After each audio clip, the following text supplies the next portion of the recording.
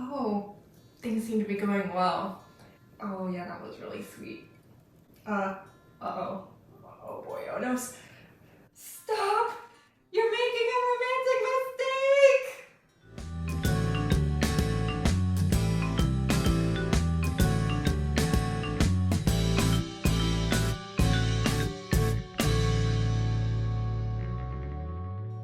Hi, I'm Hannah with Identifying God's Best, and we're going to have a girl talk, woman to woman, and we're going to talk about romantic mistakes that girls make. Look, there's a fine line between romance and creepy, and romance and aggressive. And let's not cross the line, ladies. I'm going to talk about 4 types of women in this video and how they can adjust themselves back to being sweet and romantic and stop making romantic mistakes.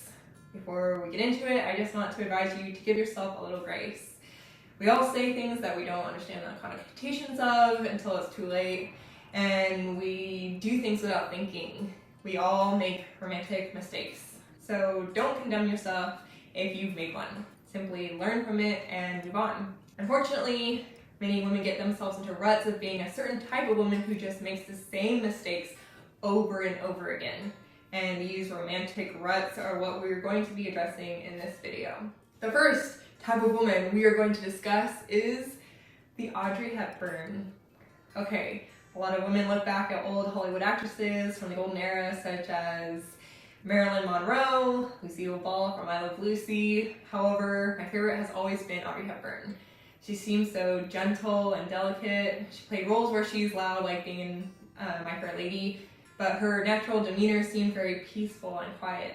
While she wasn't a Christian and had Hollywood-type problems in her personal life, she was an icon when it came to classy women of the world. Yes, these are all superficial attributes, but women can have a gentle and quiet spirit if they are Christians.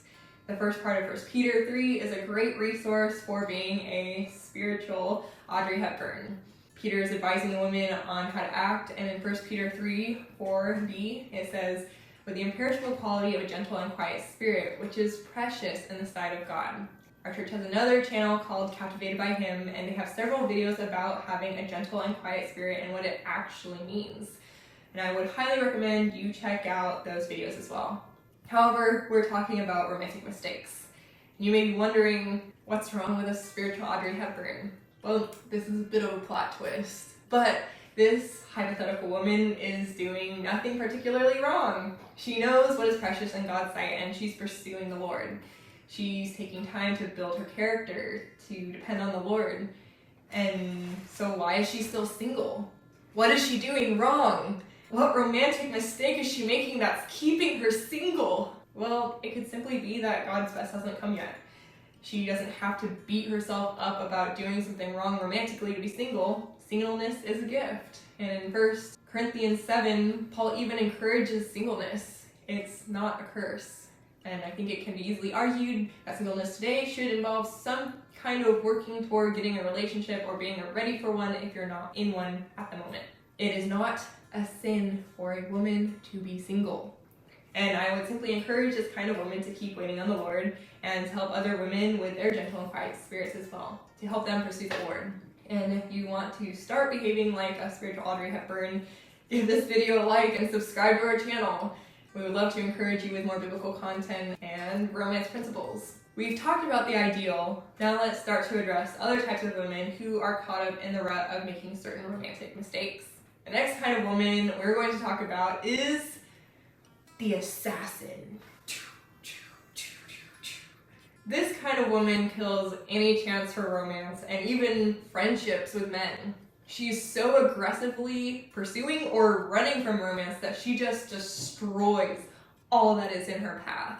And I've been in friend groups with women like this. One was multi-generational. You would get halfway through an event and you'd kind of look around and realize we're probably the guys my age. And you would literally find them hiding in the parking lot, or they would have walked to a restaurant within walking distance, or be in a parked car down the street.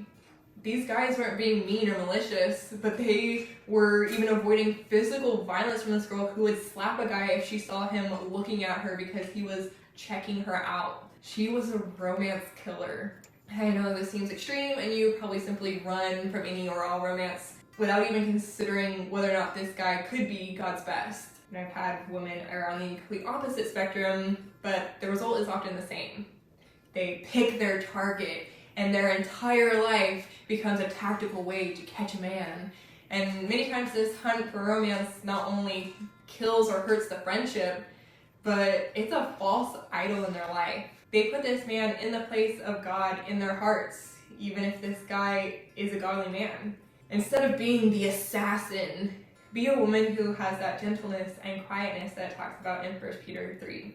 This doesn't mean you have to start speaking lighter and more delicately, but one way you can stop being assassin quickly is to simply trust in the Lord and not your own tactics. Proverbs 3:5-6 says, "Trust in the Lord with all your heart, and do not lean on your own understanding. In all your ways acknowledge him, and he will make your path straight." The next type of woman stuck in a rut of romantic mistakes is the Space Cadet. Ground control to Major Tom. Mika, take your pills and put your helmet on. This kind of woman has her head in the clouds. She's oblivious to any kind of romance because she's simply not paying attention. She doesn't mean any harm, and she's probably friendly and likable, but she's somewhere else in her mind and misses people's kindness to her and potential ways to be kind to them. And I've talked to many women over the years who are dating great guys, and they don't even know it because they're simply not paying attention. They can be complacent in the relationship even though they aren't mentally invested in it themselves. How do these women get themselves out of the romantic mistake rut that results in them being thoughtless, complacent, and maybe even a little lazy and unappreciative? Discipline your mind and your thought life. Practice thinking of the Lord always and being ready to serve him by serving others. And this can take effort. In Hebrews 12:11 it says, "All discipline for the moment seems not to be joyful, but sorrowful. Yet to those who have been trained by it, afterward it yields the peaceful fruits of righteousness." Hey, nothing to stop some of these righteous fruits from being romantic. The last type of woman we're going to talk about is the mother. This type of woman is all about control as well, but it may not come off quite as aggressive as the assassin. This type of woman is not being romantic, but emasculating. She may not be doing this on purpose. In fact, she's probably thinking that she's being helpful, that she's caring for him. But guess what? There is nothing sexy about a mother and son dating relationship. And if you're doing this to the guy you're dating or you're courting, you are making a severe romantic mistake.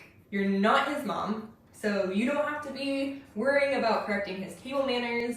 You don't have to tell him what to wear or chastise him for a wrinkly shirt. You don't have to correct his jokes or his words. And you may be like, my boyfriend or my husband, he acts like a child. Well, if he's your boyfriend, you should really sit yourself down and pray about your relationship. Ask yourself and maybe other mature believers around you if he is mature enough to lead you, and if you are mature enough to handle a relationship, which there are different levels of sensibilities. He's your husband, guess what? You're stuck with him. No, it's a joy. And you can go to other men, and if he's really having a problem, and have the men encourage him, or you could just talk to other women who can help you really be gracious and kind and loving. Be really careful not to slander him behind his back or to others who will not be careful with information. You're not in a romantic relationship, you can still struggle with these principles and how you treat your guy friends. Instead, consider what really matters. Hebrews 10:24 says, "And let us consider how to stimulate one another to love and good deeds." Consider how to encourage them to love others and stimulate good deeds on their part. But do it in a way that would make the spiritual Audrey Hepburns and ultimately your Heavenly Father proud. You and I have talked about 4 kinds of women in an attempt to help you get out of making romantic mistakes over and over again. Let me encourage you to go read 1 Peter 3, and again, check out Captivated by Him and their True Beauty series. This is Hannah from Identifying God's Best, and we will have more girl talk later. Oh boy, that was a doozy. Oh no, things are exploding.